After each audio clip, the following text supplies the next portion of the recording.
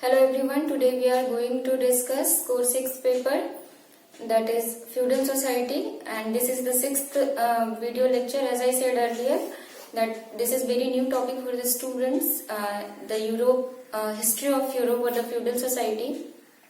So I am making particular basic introductory videos on that on this particular topic. The first topic of your syllabus is almost I have completed. The last one is the disintegration of Carolingian Empire and the Verdun Treaty. Only these two topics are left. Today I am going to discuss about the disintegration of the Carolingian Empire. As I said earlier, go through the all previous video lecture to understand the basic introduction of all the topics related to your syllabus.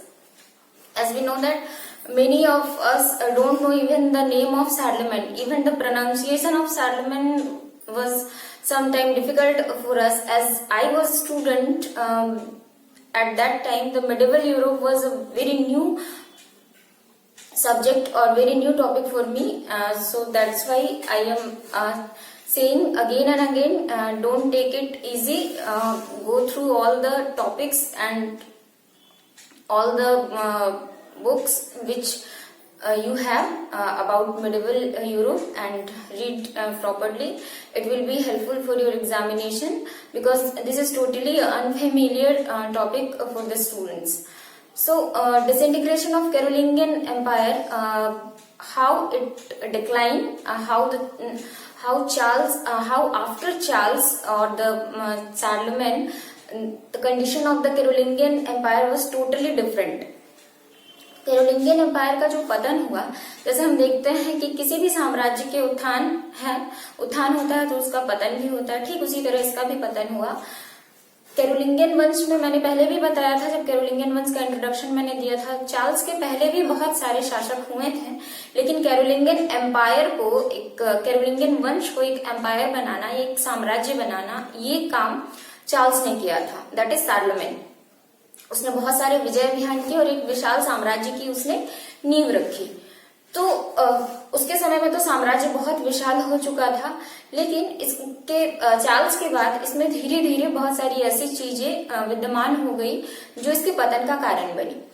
तो बहुत सारे विद्वानों ने अपने according इसके पतन के कारण को बताया है. और जैसे कि हम जानते हैं, किसी के भी डिसइंटीग्रेशन या डिक्लाइन के पीछे केवल एक ही कारण जिम्मेदार नहीं होता है, उसके पीछे बहुत सारे कारण होते हैं. जैसे कि हम लोग देखें कि चार्ल्स ने क्या किया था, वो बेसिकली जर्मन रूट से था, फ्रैंक राजवंश से वो बिलोंग करता था. उसने बहुत सारे क्षेत्रों को जीता, जैसे कि यूरोप का अभी जो स्टेट का डिवीजन है, उस तरह का डिवीजन उस वक्त नहीं था. उसने बहुत सारे क्षेत्रों को जीता, विभिन्न जातियां थी.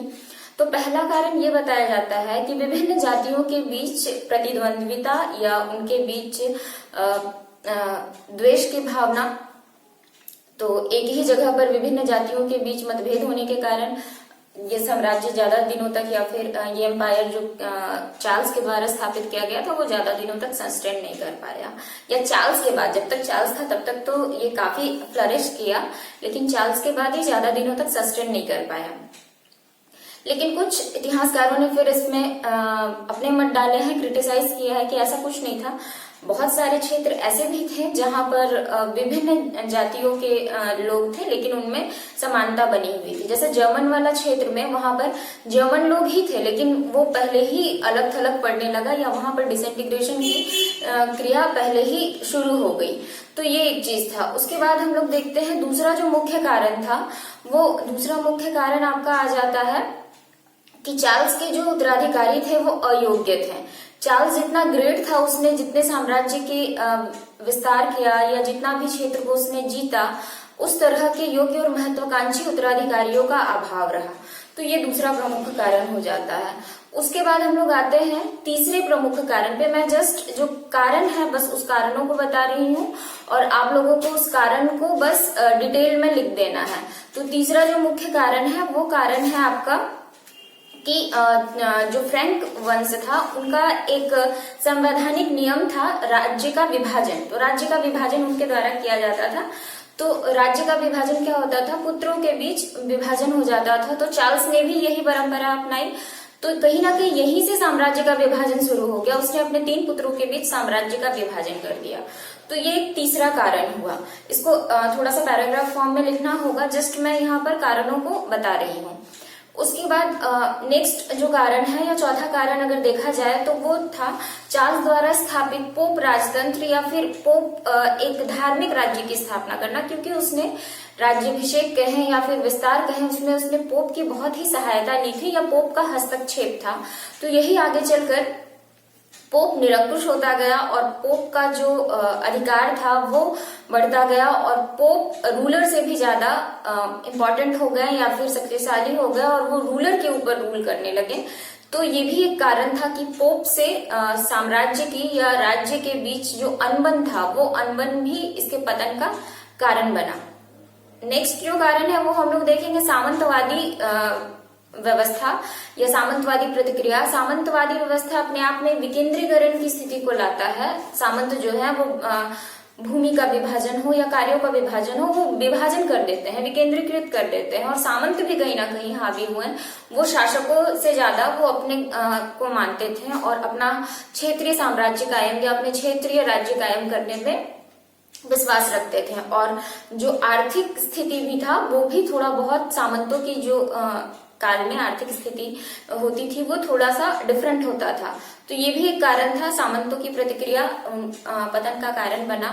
और एक महत्वपूर्ण कारण हमें ये देखने को मिलता है कि सामंतों के साथ साथ पोप को तो हमने देख लिया, सामंत को भी देख लिया, संवैधानिक विभाजन भी देख लिया और इसके साथ साथ चार्ल्स के साम्राज्य का विशाल होना। जैसे किसी इतिहासकार ने कहा है कि जिस प्रकार औरंगजेब के पतन का कारण उसके साम्राज्य की विशालता थी, चार्ल्स के भी पतन का कारण कहीं ना कहीं उसके साम्राज्य की विशालता थी। इतना बड़ा साम्राज्य उसने खड़ा कर दिया था, लेकिन इसे संभालने के लिए बहुत ही योग्यता की जरूरत थी, जो कि उनके बाद के शासकों में नहीं हुई या फिर पूरी तरह से कंट्रोल नहीं कर पाया गया। और एक इम्पॉर्टेंट कारण है विकेंद्रीकरण की भावना। चार्ल्स की मृत्यु के बाद ही विकेंद्रीकरण स्टार्ट हो गया। जैसे चार्ल्स था तो उसने सेंट्रलाइज्ड शासन कर रखा था, एक केंद्रीकृत शासक, एक प्रमुख शासक और उसी के अधीन में शासन हो रहा है। लेकिन डिसेंट्रलाइजेशन स्टार्ट हो गया, छोटे छोटे राज्य अपने में बनने लगे, साम्राज्य का भी विभाजन हो गया। तो ये 5-6 कारण थे जो कि इम्पोर्टेंट है। आई थिंक 6-7 कारण हो गए। आप लोग इन कारण के ऊपर एक एक नोट्स, एक एक पैराग्राफ जस्ट लिखना है कि ये इनके पतन का कारण था। एक प्रमुख कारण जो इनके पतन का था या माना जाता है विधिवत स्टार्ट हो गया था इनका पतन, वो था वर्डन की ट्रीटी। वर्डन की संधि जो है वो आप लोगों को टॉपिक में इंडिविजुअली पढ़ना है। वर्डन की ट्रीटी को अकेले मीन्स उसको डिटेल में पढ़ना है, लेकिन पतन के कारणों में भी ये एक कारण है, तो मैं उसको यहाँ पर थोड़ा सा बता दे रही हूँ।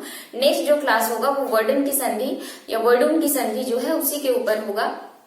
तो वर्डन की जो संधि थी उसमें क्या हुआ कि चार्ल्स के बाद के जो थे उत्तराधिकारी मीन्स उसके नेक्स्ट जनरेशन, बेटे के बेटे वाले जनरेशन में भी यानी उसके पौत्र के जनरेशन में उनमें आपस में लड़ाई हुई। और इस लड़ाई के बीच जो चार्ल्स का पुत्र था लेविस का पुत्र और लोथेयर और एक चार्ल्स के बाद भी बहुत सारे चार्ल्स हुए हैं, लेकिन उनके अलग अलग उपाधियां दी गई, उनको अलग अलग नाम दिया गया।